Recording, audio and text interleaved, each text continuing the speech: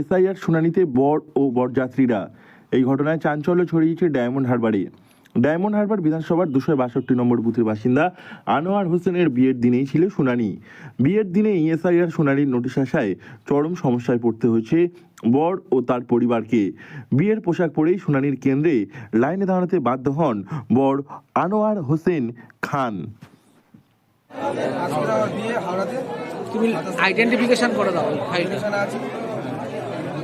ওইটা যেটা গেছে সেইটা আইডেন্টিফিকেশন করে দাও। ঠিক আছে, সামান্য ভুলের জন্য আমাকে আসতে হতো। কি ভুল? হ্যাঁ, নামের একটা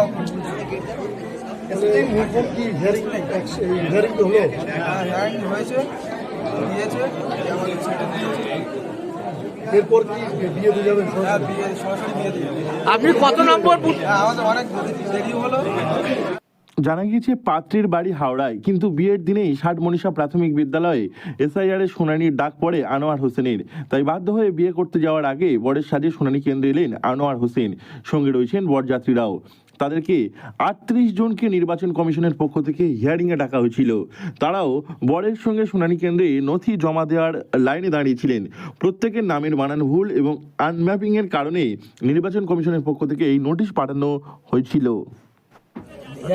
আসতে বাধ্য হতে হলো এবং বরযাত্রী, ওদের প্রায় 100 জনের মধ্যে বরযাত্রী ছিল, তার মধ্যে 38 জনের হিয়ারিংয়ে ডাকা হয়েছে। তারা এসছে, সবাই ঘুরে গেছে, কিন্তু এটা বিষয়টা সত্যি খুব বাজে ব্যাপার, নিন্দনীয় ব্যাপার। তাদেরকে হ্যারাস করা হচ্ছে, সকল মানুষ হ্যারাস হচ্ছে।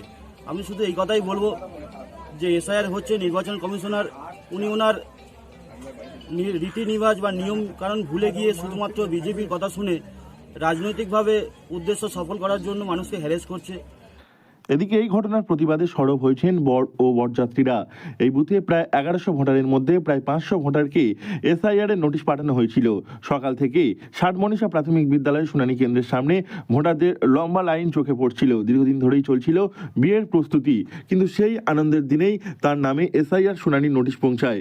শুধু বর নন, বরযাত্রীদের মধ্যে 38 জনের নামে একই দিনে শুনানির ডাক আসে। ফলে বিয়ের আনন্দের মুহূর্তে বরযাত্রীদের একটা বড় অংশকে নিয়ে শুনানি কেন্দ্রে হাজিরা দিতে যেতে হয় সকলকে। এর জেরে বিয়ের আয়োজনে ব্যাপক সমস্যার সৃষ্টি হয়।